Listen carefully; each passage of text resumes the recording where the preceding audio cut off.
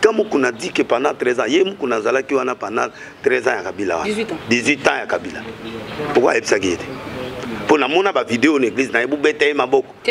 Attends. Azongelani. Ba retirer ma boko. Azongelani. Ba retirer ma boko. Ba retirer ma boko na bango ba beta. Ba retirer ma boko. Yo moni ba retirer ma boko. Poti na filme ça kaka. Yé vous aller ko le gabiso. Parce que yé ba pèse 100 000 mumba pa 6 nyonganda ku oza ina ngwa za crédit. Na ndako na ya oza na dani kuna. 100 000 conseil politique 4 ba mbongo tout nga kabila za opesa. Na oya na ngwana to kabula na ite na biso nyonso ye na kati na pa na ye moko to ya na 250 000 avant na kene na full na bandi pa na ye ngam dans une mbongo na ka 15 na benga 15 ye a région de ngato bengi eto na ndako ne to pesa mbongo to kabula apesa ngo banani un passer au lieu to pesa baninga mbongo ba ya na bandimi ya lobi to pesa ba fanatiki ne baya OK to pesa mbongo e belé ya mbongo ye président équipe a ko pesa mbongo to ye mutayete to bon, on a que le loba et pas conseil politique. Na bien conseil politique, na bien mari misa ma na moni clairement que Joseph Kabila a fait une rentrée politique directement comme indirectement. Directement veut dire Yemoko, indirectement veut dire il a délégué le pouvoir à quelqu'un. Ça y est papa est né moga. Donc maman puis en face boye en fait non amundi minanga te mazo ndimananga.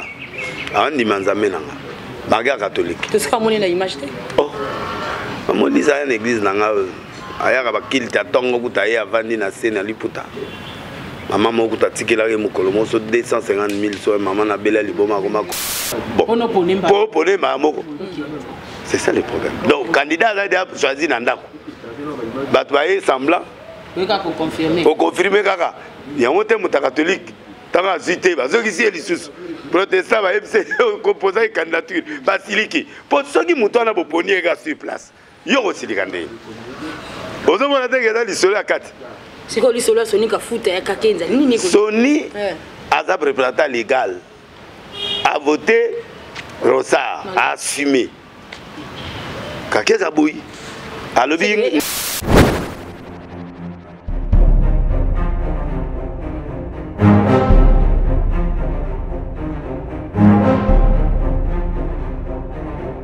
Katalia News TV, beau s'abonner massivement, beau liker et puis beau s'abonner na Katia. Fani Katalia News TV, wapi place au boko zala jamais déçu. Ba émission ya bien. Fani Katalia News TV, nde makambo. Bolingi bomo na 100% chochocho. Bolingi bomo na ba télé-réalité plus. Ba émission eza tellement ébélé. Oh bino moko boko découvrir na Katia Fani Katalia News TV. Place au wapi boko kuta, ba théâtre, bagag. Un grand merci na ba nyonso bolinga kanga. Babi Fani Katalia fille chochocho ndembo kananga. Bon s'abonner et puis partager. Beaucoup d'informations nyonso politique, musique.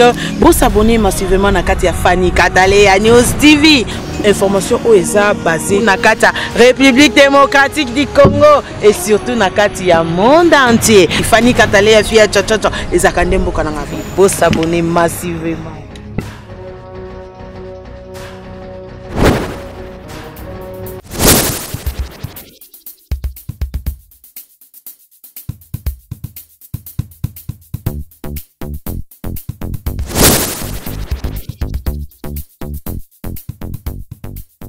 Mbote mingi na bandeko balingaka ba émission to sala rabino en tout cas to lobaka na bino soki actualité ezali to kimaka mbangu pour éclaircir sur les dossiers mokula lelo boyebi que actualité ezali balobi ça brûle au sein il y a église de réveil na bonne to bito ko vendre pe kimete kaka au service il y a la nation to bito ki mbangu le pays il y a pasteur prophète Denis Lessi boyebi que autel ko annoncer que autel bon ko ça la prophétie ko lobaki mon mboka Joseph Kabila Kabange ex-président de Bokanabiso, le sénateur à Vilelo, à Kozonga sous la course en 2023 comme président de la République.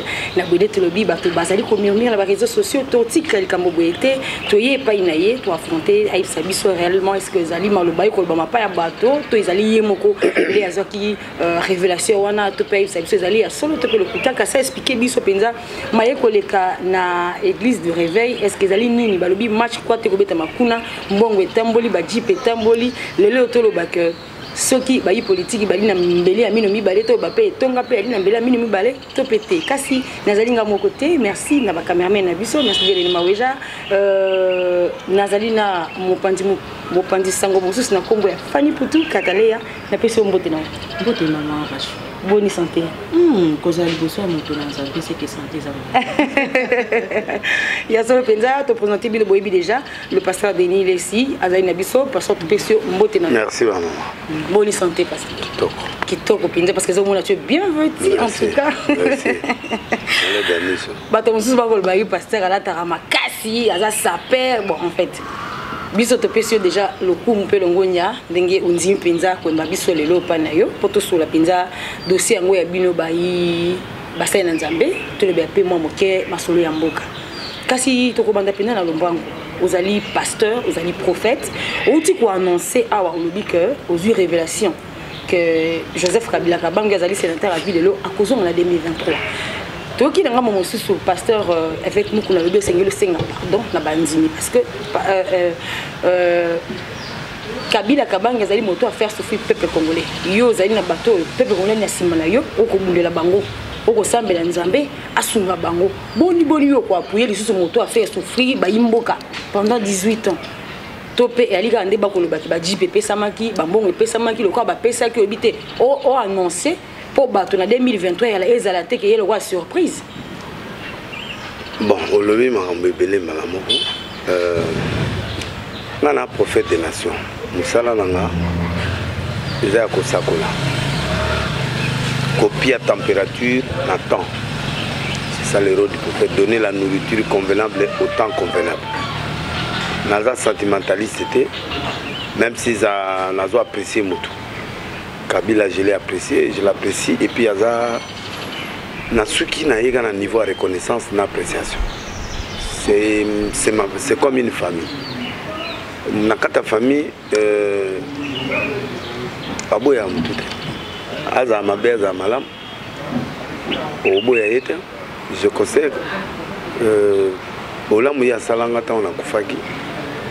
L'hôpital Mouré Ndimaïna Souté, Babia Zokoufa. Il a mis des millions. Ce qui est important pour nous, il ne peut pas mettre le paquet, tout cas, l'Afrique du Sud, la vie à l'Afrique du coûte cher. Pendant une année, 6 mois et quelques, il a fait que nous avons un bon moyen. Nous avons un mais nous avons un bon moyen. Les lots sont dans les bandes, nous avons grâce. Et puis, si nous avons des questions, nous avons et puis si la tête na mutu ya FCC non na be mutu ya PPDT papa nae atianga na boloko batu nae batianga na boloko soki mutu ko yinae bien zanga na sali bané ba 7 ans na réfléchir sur na otanga suko monae donc faire effacer non naza matérialiste pour mbongo tozwaka te ya mokie lelo tozwi lobi Tobundi mbonga nzambe za bongo za belé mbamoko te on est comme Boutou. Celui qui s'aime en plaira mentionnera chant dans l'église. Dans la vie, quand tu es reconnaissant, Dieu va te bénir. Il faut président Félix Nabatoeba Ebake Mutuyu Andima Mutuyu même attendre à soutenir Bango. Ça dit qu'il a fixé quand le Bakazo Lukaku n'a pas zoé Muta Luka zoé à Tanga Suba Combo.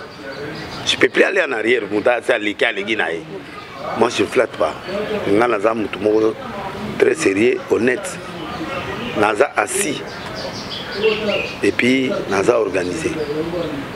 Batwazwanga l'image à style nanga ya oteya. On est à style. Pour la réalité na ebi ki ba député baza 500, sénateur baza 100, ba PDG ba nombre. Nyonso wana batwa gouvernement nyonso ba koma 2000 té. Bakena na bon catholique ba na protestant pour balinga côté oté makele les réveil. Donc nakoko que no bundela bango té na kilo ba français na TV bana tongo tipoko. Bayana bangote baotika la kuna na pa Laurent Dalo, vous savez l'éternel est bakena ba la borne bakena côté na bango wana. Donc bayana bango côté na bisoté. Et ça réalité na ngana muta peuple ya ba peuple na zoyer amata comme grand. Donc batwana bayoka français mingité na za populaire parce que ngana ton sa stade pas parce qu'il va 2000 wana ba na stade non parce que bateau yo ngana zo sala na bango. On a zo bundé la peuple wana ya kan luka ya ba partout o bazo mona na défendre bango ne ba ya auton sanga stade pour te ba yo kamate ya mutu na bango nde ozomona réalité nango moto okumisa Kabila sambela na église non te toyebi lelo nakumisaka ye te ça dit que na reconnaissant OK mais asambela papa sambela sambala mo na église na yo po toyebi déjà lelo parti asambela église maman livayaka maman livsaye papa yeti nde moga donc maman livayaka en face boye en face non amondimi nanga te mais azondima nanga andima nzambe nanga baga catholique to sika moni na image te oh maman livsaye na église nanga ayaka bakili ta tongo kutaye avandi na scène liputa maman moko tatikela mokolo moso 250 000 so maman na bela liboma koma commerçant tilelo donc maman livayaka na église donc akota ya surprendre nga ayekili ta 6 heures avant d'aller nasser maman boboto Sainte Olive donc ba maman oyo na linga miki nga kumisaka mutu te mais prophétie wana isa solo to isa canada mais prophétie isa prophétie écran quand je dis écran prophétique c'est-à-dire c'est une dimension quand on dit prophétiser c'est une autre dimension quand je dis écran prophétique c'est-à-dire un signe prophétique et là qui est exact à 120%. C'est-à-dire que na moni clairement que Joseph Kabila a fait une rentrée politique directement comme indirectement. Directement veut dire Yemoko, indirectement veut dire il a délégué le pouvoir à quelqu'un d'entrer encore en scène politique. Après ça qui a été 2023, les Arabes journalistes vont commenter. C'est pourquoi vous avez en 2023 c'est nécessairement parce que Européens allaient avoir des mandats. Rien n'était possible.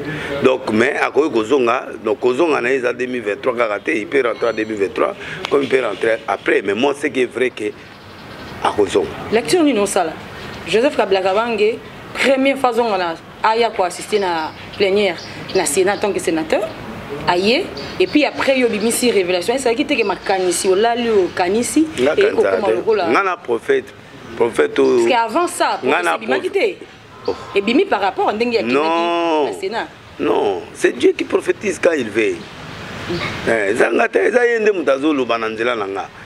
Donc Kabila na solo na biloko wana te puis na ko soirée biloko wana te et puis bana na yepe to mona ina yete na zaki invité mu komona ngakati mu immigration na kena na ngate fani puto to zaki na pa ya mwana mboka Eliezer Tambumamba alobi boy asala ki émission na yo dernièrement ça date Eliezer asala kala alobaini alobi merci beaucoup maman Rachou pour na malobo pesi Eliezer azamuta kashi ezaka toujours mboka nanga liboso ya moto na Nzambe ndeko Eliezer to yambaki ye na ngambo na ye alobaki alobi Obengis ayambaka yo kala l'émission na 2006 olobako moni makila ke mokonzi ya mboka o azaka liboso akufi ndeza Joseph Kabila Kabila non yete na sakola kaliwa ya musée pas Joseph Kabila kosi il a la confusion dans sa tête donc na tika ko sakola likamba Kabila kufate na sakola Kabila père à la télévision mais nani wana Kabila sakufaka non na sakola l'émission na été abimise émission ah bon to bukande gani bo lukaye na lokuta na ye wana pas sakosi abimise émission ngana lobi Kabila zokufa nani wana kosi mais les aides OK bon journaliste a lobara munoko je n'ai jamais dit na émission na ye to telemelaki na telemelaki entourage de chef de l'état Kabila ne valora en prison na telemela bango ke bazo sala musala bien té et puis ça a problème na bango na tika ko sakola te Kabila zokufa non il y avait des problèmes na sakola na biloko ba problème l'émission il doit avoir ça na tika ko sala na été Kabila ko makila zakinde à l'époque il y a papa parce que à l'époque déjà nous Laurent Désiré Kabila akufa avant ya kufa na sakola donc sakola kande avant oui voilà mais nako landisa par rapport ya o maye alobaki na biso mais kaka yo moko o sakola ka tozozonga na oye alobaki bon ne ko zonga na ngambu oyo ya côté mingi ya likambo etali prophétie nakoloba na yo lobi oyo Nzambe alakisi yo zaki bongo omoni kozonga ya Joseph Kabila Kabange na pouvoir no pesa ki anete mais na epike na bino basai na Nzambe bolukaka kozonga lisusu sima pona yenkolo alakisa yo yango lisusu mbala mibale pona ozwa yango vraiment na sero Nzambe asakola ki Abraham na Genèse 15 alobi na Abraham bana no bokende esclavagisme na mboka moko 430 ans et puis la 4e génération ba obima bazonga mboka après ça qui mboka te et pourtant ils Égypte après ça il monta kobimate après ça Moïse parce que quatrième génération ils ont Isaac aboti Jacob aboti nani aboti Lévi aboti Moïse. Donc il y a des choses où nous avons pas tikaka pour yemonga eba opona mutuna na tanaï. Donc moi je suis un prophète à 20 schémas prophétiques. Donc moi n'attends la mine en aussi côté. Mais tant que peuple comme non, mais il y a des messages prophétiques précis. Il y a des messages prophétiques que Dieu laisse les sous-entendus. Nous avons dit que Josué était comme remplacé à Moïse. Mais comment? Nous avons dit que Moïse a libéré après sa prophétie morte.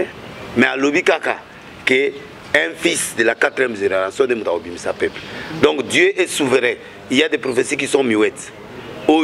Et à Tiki, mon volonté n'est pas le pour donc il y a des choses comme ça. Ça Marie au robot à moi on appelle ça comme Emmanuel précis. Donc a PCP 400 ans, mais il a refusé de mettre pour protéger. Après ça c'est que Marie Moutarobo à Jésus comme un mari. Alors il sera une vierge. Dieu n'a pas précisé le nom de la femme. Donc il y a des choses, ça peut être la vierge Marie. Donc il y a des choses, quand Dieu donne la prophétie, il sécurise aussi la personne si la mission est grande. Donc on est comme une école prophétique. On est faut attendre ça venait pas prophète ba vandi buina ba côté ya bango. Même éclat prophétique au moins te ba comme un mot en mais un mot spirituel normal.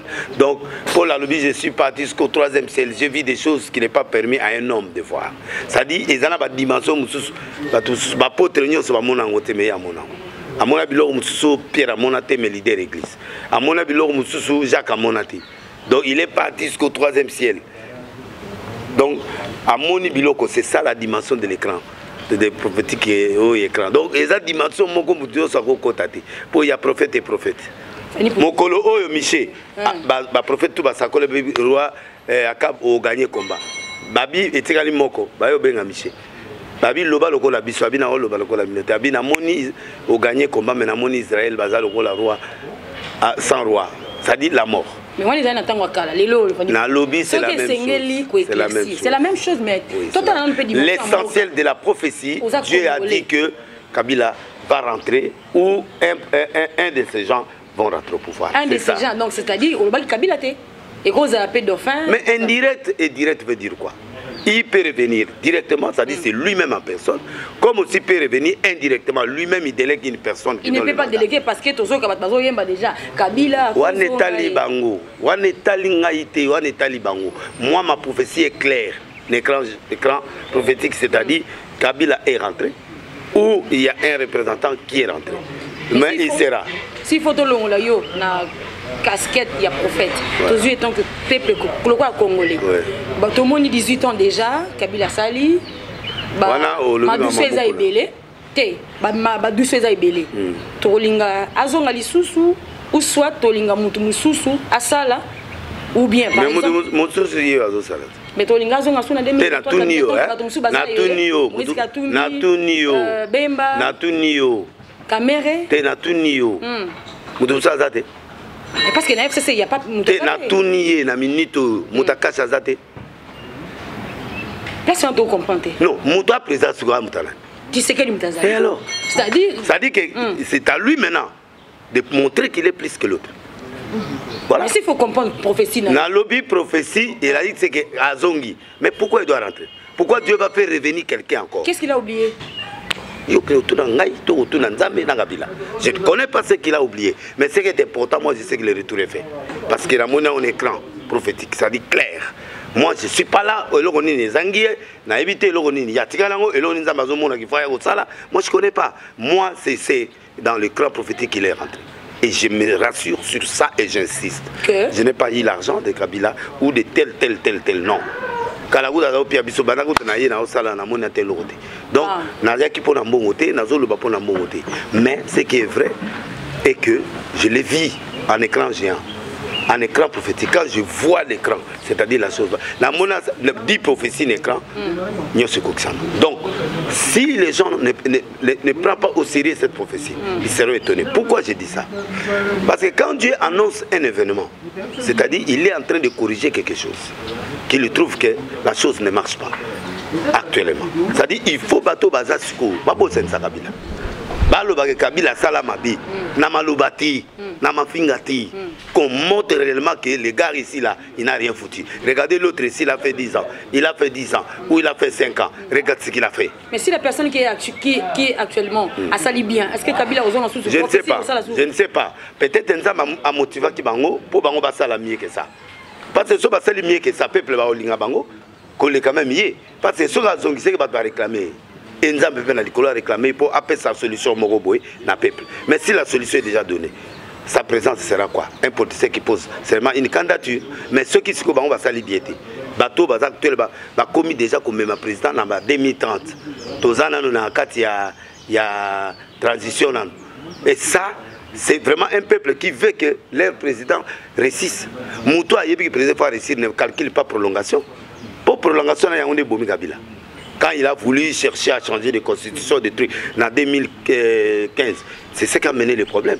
Alors, Bango Langa, je vais passer l'effort, va pousser le président à ça, va acte mon corps et permettre de pas lingaer. Bango va me masquer la mentalité que d'aller le couper côté du sous 2030, toqué recensement, mais recensement on a comment président na recensement na fichier ni. Ce qui a beau fichier. Alors, et là on est ça là qui a comme président. Voilà. 28.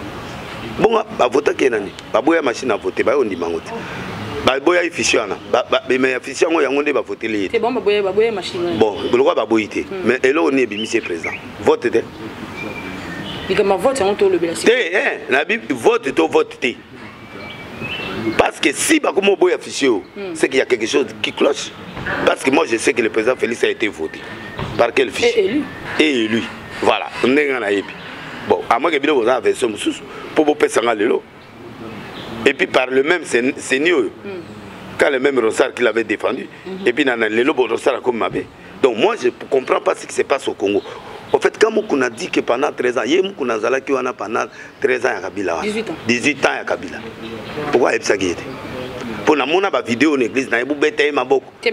Attends. Azongelani. Ba retirer maboko. Azongelani. Ba retirer maboko. Ba retirer maboko na bango ba beta. Ba retirer maboko, yo moni ba retirer maboko.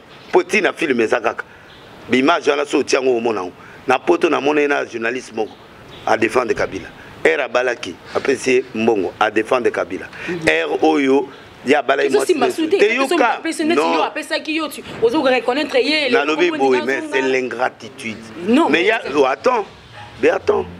Tu me donnes quelque chose maintenant là, pasteur, et puis si tu fais quelque chose de mauvais, il faut la mettre. Lui écoute aller les gabiso. Parce que il va payer 100 000 pour pas si ça nyonganda ku ou azali na ngwaza crédit. Na ndako na ya oiza na danikuna. 100 000 conseil politique avec otsenga ayango et puis à président de la République na conseil moko ya chef d'état ou na kotanga komboté. Ba que ça démarche moi j'étais là dans cette démarche. C'est les 100 000 $. Kabila pèse hors débat, c'est 100 000 $. C'est pour régler ma mandat que nous ne pas voter l'un côté. 1, 2, c'est mariage. Bon, 3, tout. Azaki na feu vert. 4, tout Kabila pesa. Na oya na ngwana to kabona na yiti na biso nyonso ye na kati na pas na ye moko to yana 250 000 avant na kene na full na bandi pa na ye ngam dans une bongo na ka 15 na benga 15 ye a rejoindre ngato bengi to ina ndako neto pesi mbongo to kabona na mbongo wana ya sengi mbongo ba pesa ye mbongo wana a pesa équipe na ye ba fanatique équipe na ye ba ya pour tout ça prier na stade la renaissance ba ya na bango te so 5 000 so 3 000 ba ya na stade mbongo wana nyoso pesa ka ye ba ya na batu Moutou à Sembo, Yoko soit battu à la stade. Et puis tout ça, tout ça, on est piaka et bête. Il connaît. Bon, il y a des oana. Ce que mon wana y a pesé banane. A pesé un banane. Un passé, au lieu de pesé baninga bambongo, baya na bandimi. Ya le bito pesé fanatique ne baya. Ok, tu pesé mon wana. Et belé à mon wana. Il y a un président qui part qui pesé bongo. Tu es moutaïté. Bon, on a que le loba et pas conseil politique. Na bien conseil politique, na bien Marie Missa Makoufi, Marie Missa Makoufi, donc on a Marie Missa Makoufi, moi tout est à exact. Équipe nationale, Chan les obéta mana, Rwanda, moi tout ça, tout soutenir, tout ça, la conférence va passer tout ça en église là. Excusez-moi. À l'objet de laisser camarade n'a été, c'est camarade des années. Tant au camarade bon, na lobby na yo, na bon aux états au vanda, on a tous les bambons, on a comme la vérité. Tango il a divorcé, on a bengi ngana ya ko défendre na ya kati na ke ko loba. Mais ngana je pas toke hôtel à l'église na yé. To ko confort que bandimi to calmer bandi. Wana sikolo. Wana te zela, wana na camarade te zela, wana camarade camarade déjà par rapport à ni, par rapport à musala to sala, par rapport à réunion to zokota, par rapport à ba contact to zanango. Le problème avec lui, c'est ça le problème. Nga lelo ne naza bona ko na polu na Kabila sur son système. On se comprend même Félix Azar naza derrière. Mais est-ce que naza obligé pour na banda ko betaye Félix non, je dois amener le point oyo nazo senga asala. Kabila n'a pas tout fait, nyoso kaka mabe mabete. Mais il a pour le bien le remarquer mabe Kabila té hein. Na lobby hein. Non. Il a échoué. Il a échoué le social. OK. Bravo. Oui. Sur le point de vue social, il a échoué. Voilà. Parce que je lui avais dit, mais maman, même Sarkozy, maman, Sarkozy va quota, va voter des enfants. Les lots obédient à Zongi Lissousou. Na Côte d'Ivoire, parce que Taliban va côté va même solution de mon côté. C'est-à-dire il a échoué sur le social. Voilà. Mais à maintenir l'équilibre du gouvernement, mais il a échoué sur le social. Le peuple congolais, même à président Nyonso, naïb Sarabango, social kaka. Voilà. Congolais sera l'énaï. Ato tchenga, tout le monde ne peut pas Félix. Ce sont des motos balembon. Balembon au pays, il y a 100 jours. Oui, et ça la nine. Et ça la nine. Bakangi kamere. Mais ba PDG Nyonso bakangi ba bimit. Batu Nyonso bazokanga bazobimat. Pourquoi kasi bazokanga bango? Parce que mutu soki bakangi il faut avanda na prison ba condamner. Bon ba lobby boy bakangi yo il faut futa peine na yo. Alors batu Nyonso bazokanga bango presque bazobima. À part kamere na papa wana batikali na kati. Na ba Masaro les restes wana bakangi lelo une semaine abimi. Il faut basunga président de la République asala musala kitoko Kabila salati. Déjà point wana Kabila azagi pe large na batunaï. Mais lui il est strict. Qu'il fasse des choses que lui n'a pas fait. Éthique à la Namituya. Peuple. Comme exemple, conseil Mokoboya et le Cambo. Bon, on a un bango en plein RT. On a un document pour permettre à président de la République conseil en plein RT. Il y a des choses, à ça quand même numéro 1 en Boka. Je ne peux pas le prendre à la légère. Moi je crois que c'est ça. Donc un jour j'aurai l'opportunité, un jour, je vais lui parler. Si on a quitté la routine, de l'autre bout, il y a un enveloppe en assaut, on va récupérer et comme ici, on va analyse politique. Donc, mais je sais qu'un jour, net période en air, période de Kabila, na sakoli et lokomo. Kazadi, non, vraiment, félicitations à Kazadi. Azaï Moukozi en air, à Tinda, service Baya. Toki, tu peux solution, piste des solutions.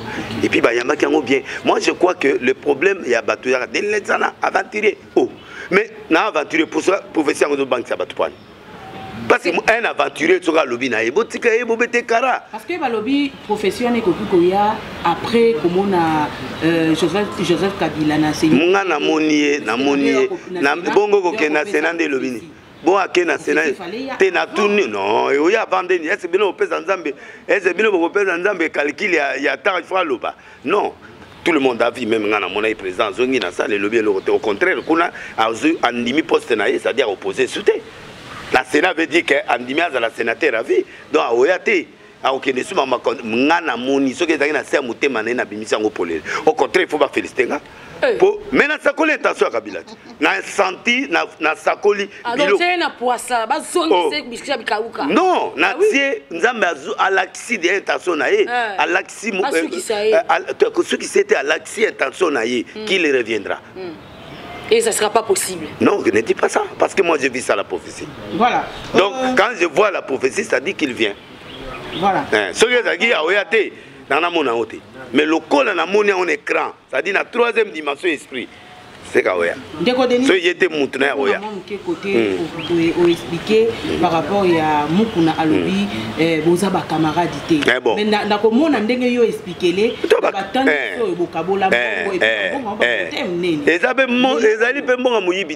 normal. Les lots relation avec nous bon relation na kolo ba bien parce que ceux qui relation ils bien il y a kolo ba biloko raté. Problème les années. Il y a le Kabila na Kachba Kabana na FCC. Na tourner ce gazan na capacité de ba mongo ni ni okopesa soki lelo yo ba kabani ba comme na cohabitation. quel sera le sort du peuple congolais. Et puis Ayebi a passé, Ayebi sait que c'est le mystère de l'alliance. Josué c'est alliance n'a peuple mon qui est. Mais comme l'alliance a été signée, nous avons Boma bande quoi Saoul parce que a betaki bato na ba fimbo père Boma ba. Et David a perdu combien de milliers de personnes au Bakoufa. Mauvaise compagnie oui les scènes habituelles. Mais Yomoko avant de signer contrat, Yomoko il faut réfléchir, prends tout ton temps de prier, mais quand tu as déjà signé, le contrat ne peut plus être révisé parce que ils ont des conséquences sur ba carbone, ils ont des conséquences. Aïe bien ou très bien. Azan Zambé à l'alliance. Bon, coalition, on va salir. Ça dit, bah, ça y est, on réfléchit. Bon, tant qu'on du temps, s'il y a des conséquences, il y a des divergences, arrangez ça. Mais même s'il n'y a pas moyen d'arranger, il faut briser. Mais si ça brise, c'est le peuple qui en pâtit. Alors pourquoi vous avez pris cette décision? Vous n'avez pas réfléchi? Moi, si au Bali, moi, si après au lobby, moi, si on a comme les Kobo, moi, si on a Kindok. Mais il va passer, non? Délivrer. Pourquoi tu ne veux pas les délivrer? C'est qu'on a donc sauté. Tu ne peux pas si à Batou Soussouyo, ils délivrer à Baon. Pourquoi? Donc moi je crois qu'il y a fausse histoire.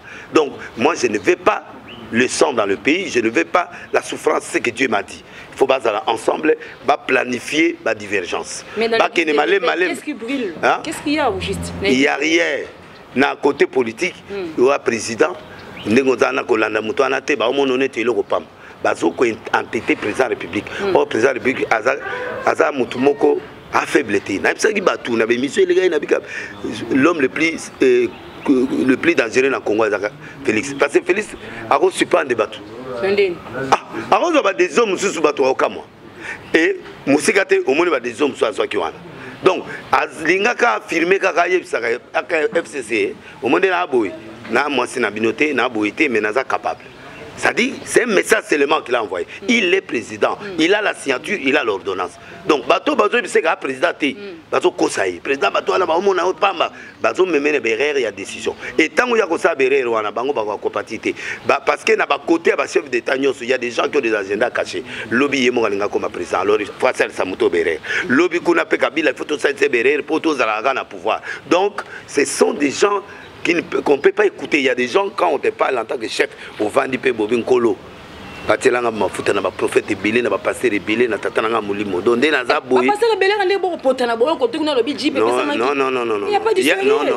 il y a des pasteurs qui sont sérieux dans beaucoup. Basali, Bankela ni wana baza. Moi, moi 5 Kela ni kaka. Ah bon? Basali, aza sérieux. Donc c'est que va sous na baza c'est na lobby angote na témoignage na bangote po bato to sala ba témoignage bango ba sa ba des autres ba mitakala ba biloko nyonso tozomona na sikonga ba mitakala même yo pe ba publier dernièrement le baki keizala ki ba logiciel tout ça wana eza mwasi aza en face mwasi aza en face mutakala ba mona congolaise yoyo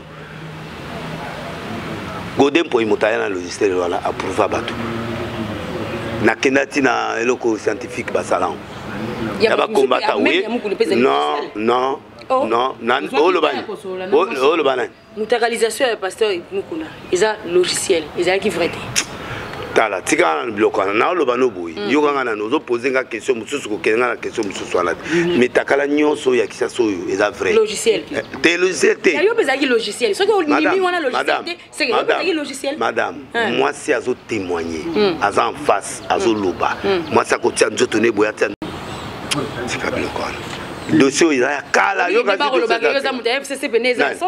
na lobby eloko te na lobby mitakale belé za solo.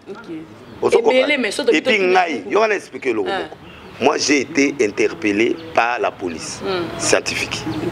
Kanyama au pouvoir, il m'a interpellé. Par qui m'a interpellé? On se comprend. Tant que y a qui n'a procès, na et pas Mukuna na Katia Dan. Balé c'est à l'ongle la bila, ma médecin bakendaki. Aboyaki. Aboyi. Et puis ma médecin on a ba salaki rapport. Rapport à Nezali. Biso qui n'a procès à Zana Kilote. Na lobby, Kilote zélo mususu. Te preuves à la guité. Non, na lobby boy. Et preuves à les alate yo na moni ozamuta ya cash. Mais preuves à les alate. Non. Ngai problème na nga na boti na dossier na yewa na ti. Moi je parle du dossier politique. Pour yé mora lobby ke bakanginga politiquement. Voilà. Mais na lobby quand je parlais de fou du roi, c'est-à-dire quoi? ya to finga kabila azana bato pouvoir azana majorité entendez yo lembongo na ye aosani bato na ye babeti yo mukatu tous les coups sont promis. Ah bon? Oh bon osani fou du roi na bien tango Jean-Baptiste alobi na roi na bi yo mwana yo o bala mwasi ndekona azana bomoy akei avanda yenye meilleur moto akomi mwasi asiliki a humilié mais tango babeti mwana wana bini mama papa le senge lokolika azongeli mama senge moto ya Jean-Baptiste moto babengaka fou du roi eza bato yo moto aboma Jean-Baptiste eza mwasi ozo comprendre na mwana moke wana eza roi te roi kuta yeba ite donc eza bato mususu akosalo mabe na koma moto mwa alingaka bakanga kingo senga mama oli parleur senga Joseph bakangi kingo te Albert mukuna yebisaka biso na TV alobi ye nenga za na tabatiele munduka ondima kufa pona kabila ondima kufa pake donc ye faut akanga ye kaka faut bakanga ye que de CPI et puis ndenge za na ngai atabatiele nga munduki ba kokate bokoma ye batiele malo munduki andima ndeni alobi pe aloba ndeni parce que loko ba forcer okoloba te. Et puis il y a une TV qui a dit alobi wa faible parce que mobali ata mundu keza liboso on nimaliwa comme ça bimero si et puis par ngana sali ba prison belé au moni prison des arana prison bakanga mutu na katité prison bakanga mutu bana comment il y a le baké aba fungola ya fungola katinde yango cellule nini yo ya zalaki clé ils arrivent pas naï pour mutako kufa ko jembela na butu mutako bima pe ayena mundu yebisanga comment yé ba yebisa fungola ndeni pendant que clé ils arrivent pas ba konzi bango batu ba ya ko fungola ba prisonnier na tongo ba prisonnier ba bima bo yé chambre ni nango ya zalaki clé za na katinde na place na ye moko mama biso nyesto vena ba via ipinga na sa makala bakanga na zelem bakanga na ndolo bakanga na ba police. Mais apparemment, tu as ma question existe de réveil. Nazo qui maté, nazo zongilango, nazo vande la wana pour na éclaircir biloko mususu. Si ka dossier muku na muku na je veux kabla kabangi azonga 2023 te. Yo lo baka azonga bandoto na yo. Ngana lobi non mama batela respecter prophétie. Donc ngaïté Dieu a parlé que Kabila est rentré directement ou indirectement. Basé baka prophète ndé. So lobi mambe ko ksami. Pour le temps. Laissez la prophétie respirer. C'est que comment la monter. Laissez la prophétie. Ils attendent en haut. Prophétie ils attendent. Abraham, 400 ans en Égypte, 400 ans. Babima la place à Moïse. Prophétie comme ça. Ce n'est pas un homme qui force la prophétie, c'est Dieu. Donc, ceux qui va salir, c'est qui? Donc moi j'ai pas bon tu as vu le roi nato qui enseignement tala au moins beaucoup de crise à makasi on a les appels kiningo na ndé et banda pera Kabila tezalate au fait tezalaka ye mutabanda ki yango mais Félix aye ko exécuter tanga banda ki bana tango fele nga bana bazaka na privé banda kale voilà bana nga côté étude na l'église de réveil n'est pas donc yo ko banga te biloko wana te Félix est en train de faire son grand travail état de droit azo bundana na gratuité à l'école il a fait déjà un grand pas photo nzamba sungaya zo ba fond oyo ko permettre à continuer et ça va point positif oyo zo kena mais bandaki déjà avant il y a quoi accomplir avec concret mais ba sungaye pour permettre à réaliser parce qu'ils ont créé vraiment difficulté dans le gouvernement mais il faut pas se battre moi je les soutiens par contre je soutiens Félix Tshisekedi comme président de la République comme président et puis comme un Congolais qui fait son travail. Je le crois et je sais que ce qui va tirer le temps à réussir. Très bien. Donc il faut pas comprendre de l'Okwana. Donc quand je parle de Kabila, ce n'est pas dit que nous avons nié. Ah non. Donc c'est un bon président. Il a le charisme, il a la biloko nyonso et sengeli so batiki le temps ensemble ça. Moi je crois qu'il faut qu'on lui donne la chance de faire ce travail là. Donc juste ndongo lobaka kalasima Nicolele kaka ke juste entourage nende za kamabe. Kabila.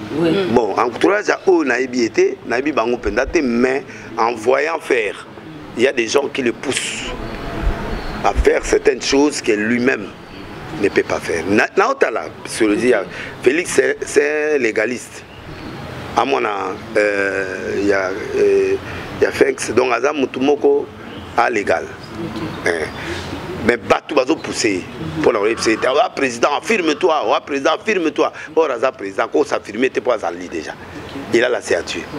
Donc, le roi a la signature, il a le pouvoir. Il a le pouvoir de bêler Panaé. Moi, je suis sous le Parlement dans la Sénat. Donc, moi, je crois que côté Anna Batouako, qui nous pousser dans la vérité. Au monde de Babandi, déjà, on a tous en transition. Il faut la méthode, pas copier méthode et Tina Kabila na vérité.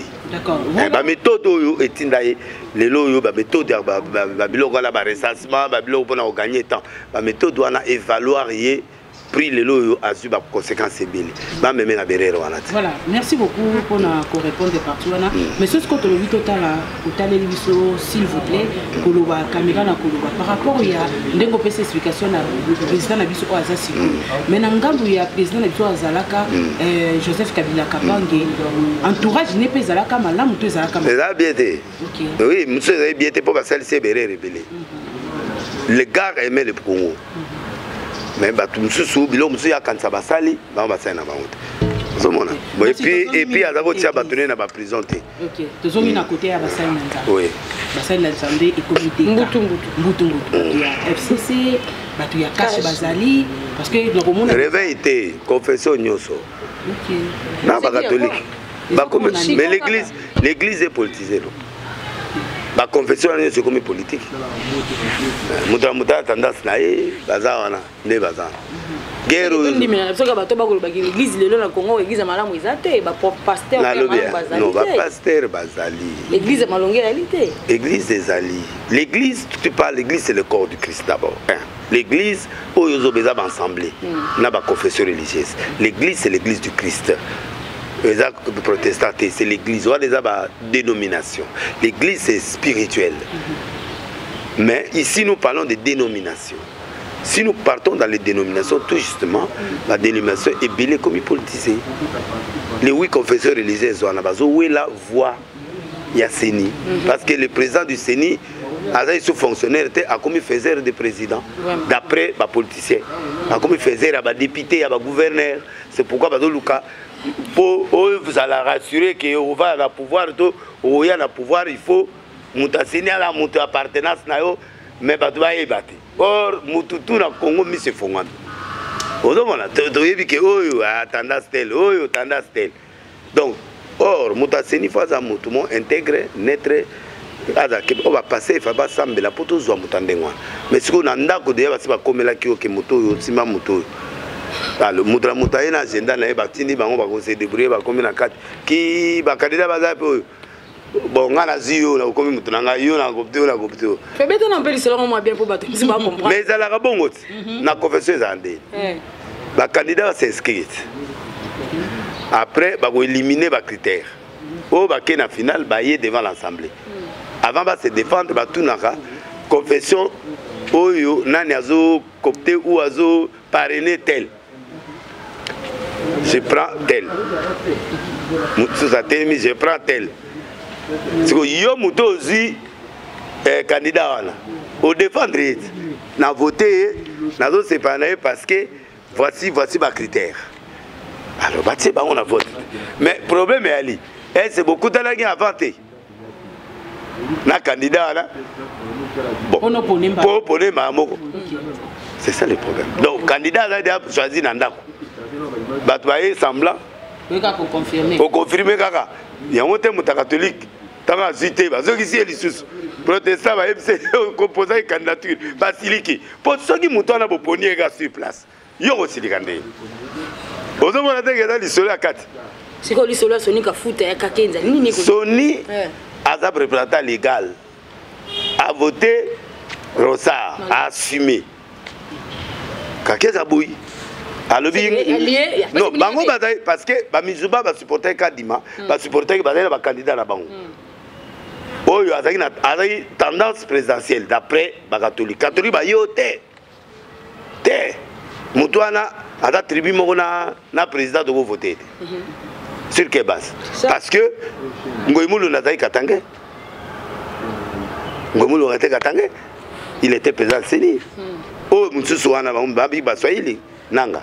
À Moussaïli, Azana Batandas et Swahili, c'est-à-dire qu'il y a Moussaïli, Kabila pas Moussaïli. Mais à ça qui élection. Alors pourquoi il ne faut pas payer ça? Là j'étais contre. Tu vois, ça c'était pas honnête. Bande quoi là, le baba éliminer bango na ba critères, mais pas dans le critère tribal. Bato a dit tribalisme, mais ça la confession religieuse, bato a bandé tribalisme. Ce n'est pas Félix, c'est pas tel ou tel. Quand on va éliminer le candidat Balouba, ça est frustré. On se retrouve maintenant, mon toit a un critère à bien kaka nanga. Malonda pardon. Candidat unique. Vert ou rouge, nandenga Mobutu. Ce que ba osani. Ce critère bateau ya bango ba échapper bango. Bateau bango banga ba voter ba échapper bango. Alors ce que Kimbangiste Mutazwaki Malonda na indépendant. Bango ba zina bango ye. Ba copter ba bundeli. Abimi ba sali lobbying na ye. Abeti 6. Ya Kakenza nini kati? Kakenza il fallait bateau yo bazana tendance na bango oyo il fallait pas voter. A FCC que na peso $50,000. $50,000 et pas un groupe. Attends, il y a moi le bagage on a TV on a. Yo côté la FCC hein. Non. Ba bi groupe les FCC. FCC ba que nous voter mutu bolo ba FCC zali Malonda et commissionnaire.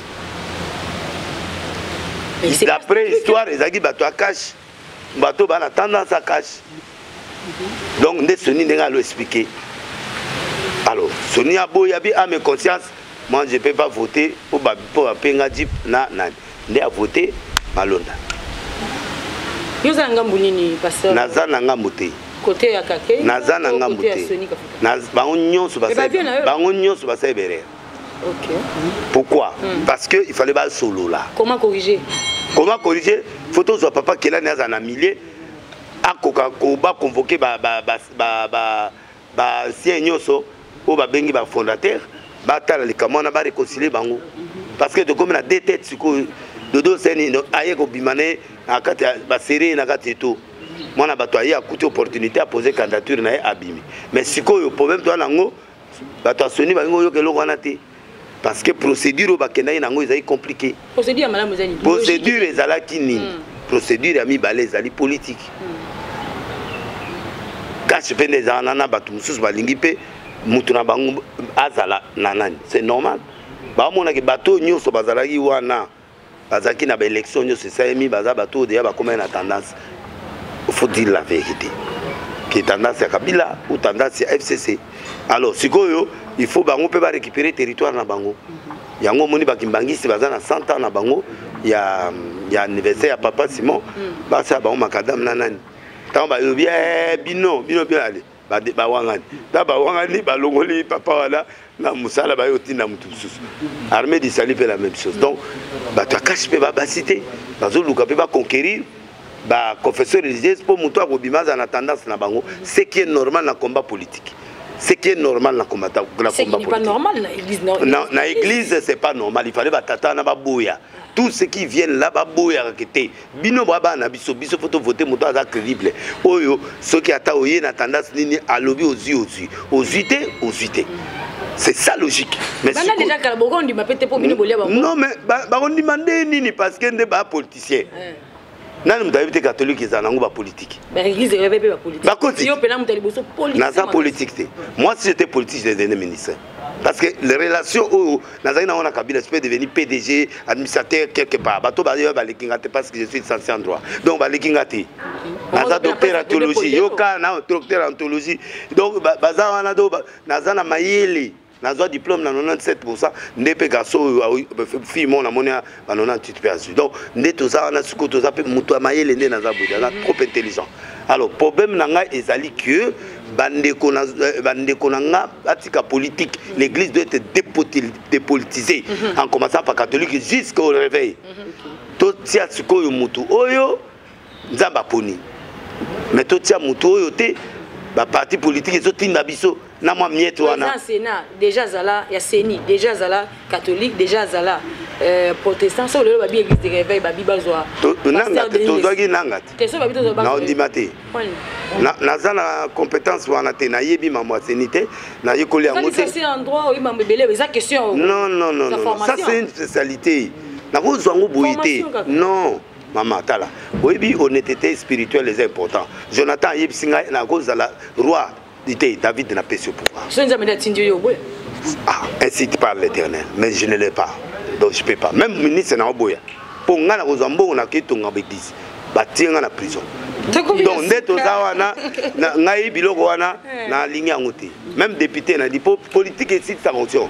Ah oui. Ah. Donc vous connaissez pour IP Oxesili. Ah, yé na habité ndenga salaka. Est-ce à tout bela raté? Est-ce que t'es de éviter? Makamuli liya mona na ba mosimba yo wala. Na éviter pour biloko wana les biloko abutu. Donc il faut de réunion boyo muto, il faut longwa tout ça boyo zo mona muto azane juste. Côté wana bon, la majorité est sali. Au Katanit. Donc OK voilà là na lisumu déjà. Donc c'est compliqué, mais il y a des gens qui sont appelés à faire la politique.